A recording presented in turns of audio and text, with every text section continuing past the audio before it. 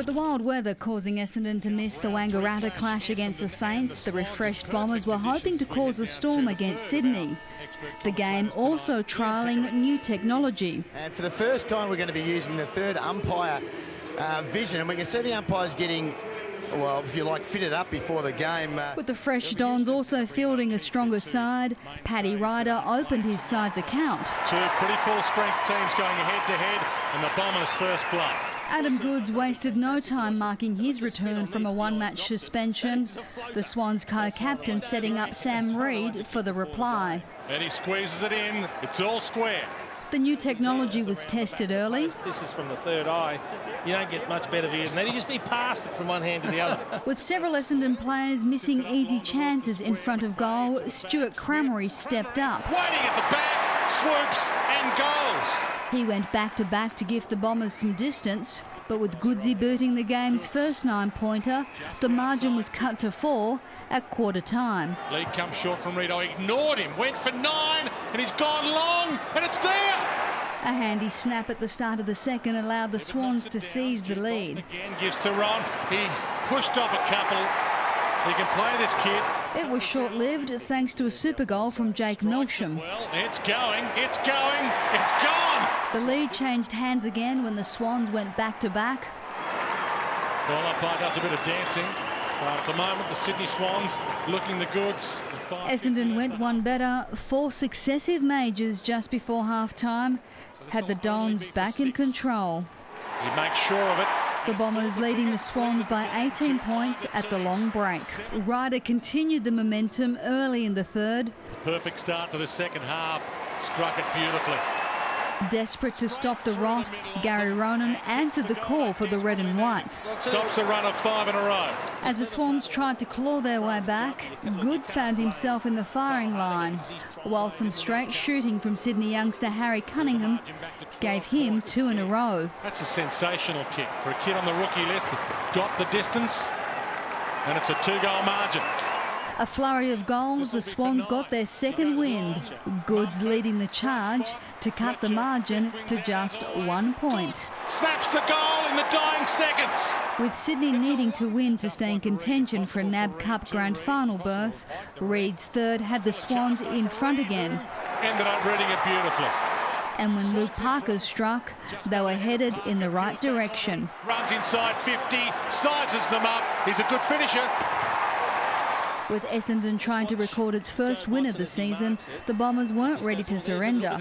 Skipper Jobe Watson slotting in one of 2 majors to gift the hosts the lead again. He strolls in, and the Bombers lead by 3. It was the 14th lead change in the game so far, and Ryder was intent to keep it that way. Number 4.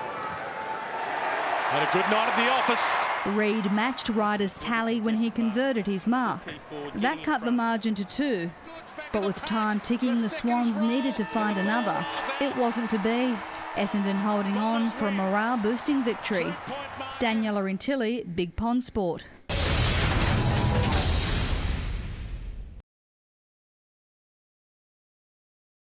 Yeah, look, I wasn't disappointed with what we saw in Perth. I just don't think you compare the 2 games. We had 9 guys playing their first game over there. If you call NAB Cup a game, tried some things, didn't work obviously, but yeah, tonight we were very happy with some parts of our game.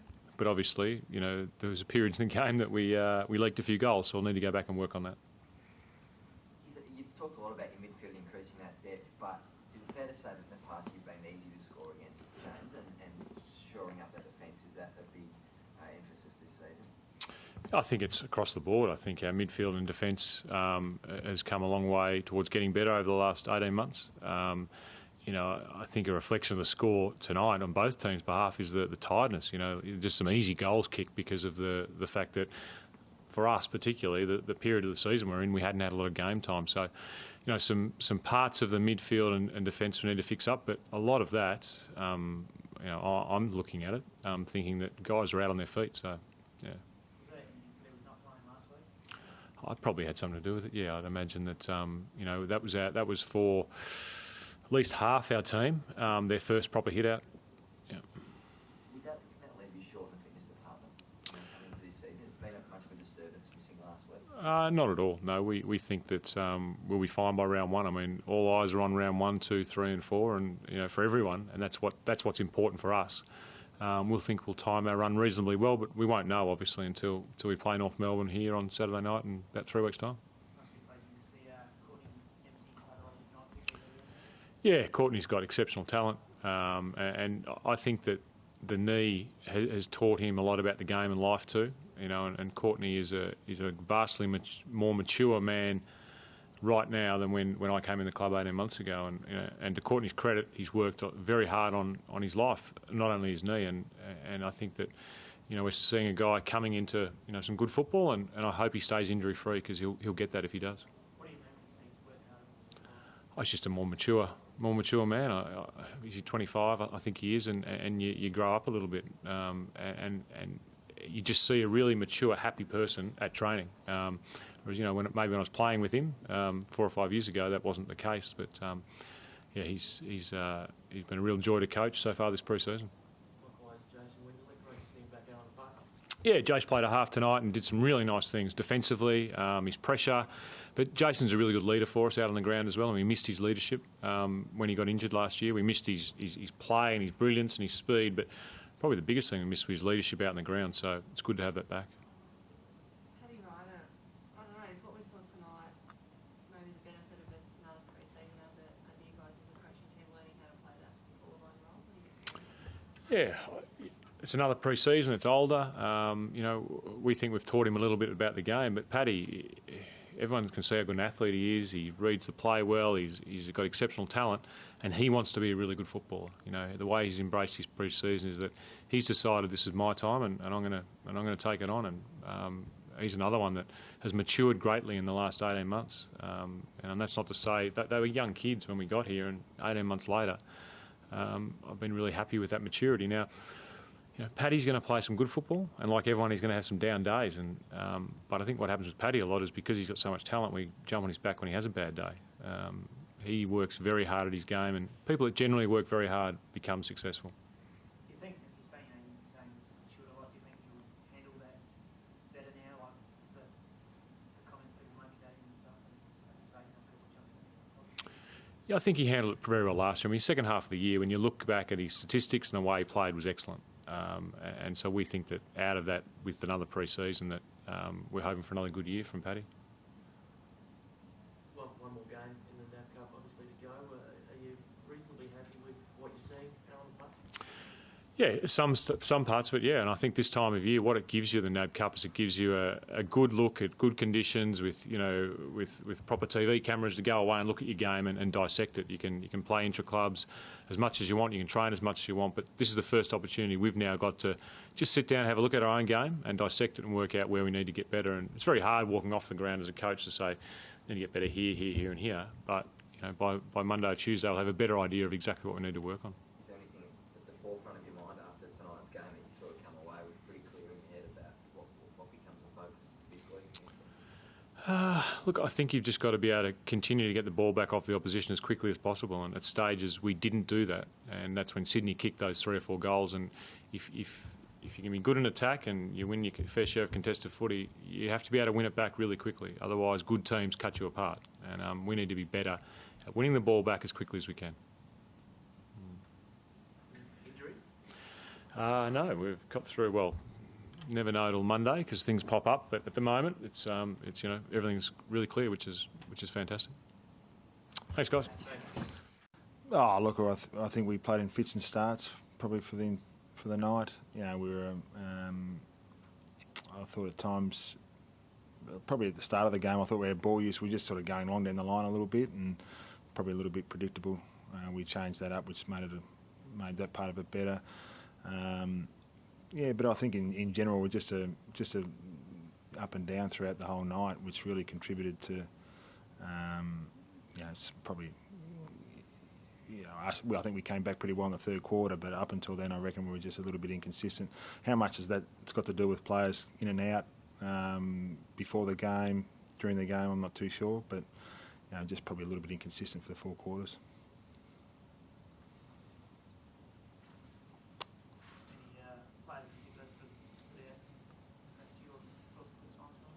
Well, I thought Shorey was okay. He missed last week, and so we've been managing most of those defenders' game times during the pre-season series. They tend to play a lot of game time during the year, so I thought he was okay when he got back. I thought Reedy took some good marks forward, which certainly helped us. But probably most of the time we had blokes who were in and out of the game at different parts. There was probably not many that really put together a good solid 4 quarters. And that's what we're aiming for next week when we get our full team back. Oh, look, some of his game was okay, and I think, but he's still learning the game too. I mean, he's he gets after the ball. He's got a fierce attack on the foot. He's an enormous competitor, and we all love that about him. But he's still learning the game and still learning the team structures and getting used to playing at AFL footy and what that's all about.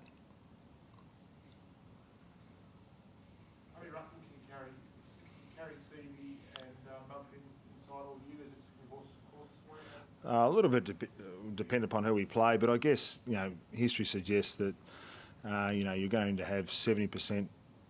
One bloke is playing 70% ruck, and the other bloke's playing, obviously the flip side, 70% forward. So you need to make sure that your ruckman that's probably spending the most of the time forward is either marking, kicking goals, or putting pressure on. And that's what we're trying to get that mix right for round 1. That's still something we need to talk about. It was good that Mummy got another good hit out tonight, so we're building his game time up.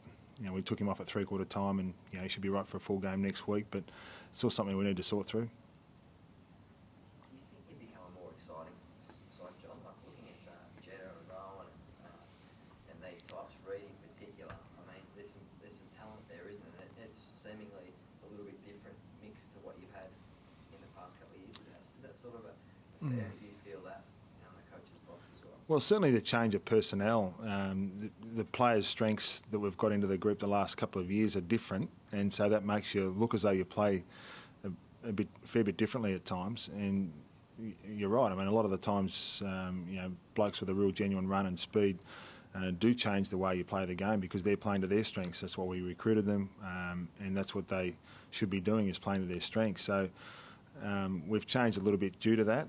But we've got to make sure the foundation of our game is still really strong. In the end, they had 15 goals, I think they kicked tonight, and we lost a contested possession. So that's still important for us, and we're going to make sure that we get that balance right while we're bringing these new players into the mix who we think have done really well for us. But getting that balance right and keeping our foundation is really important.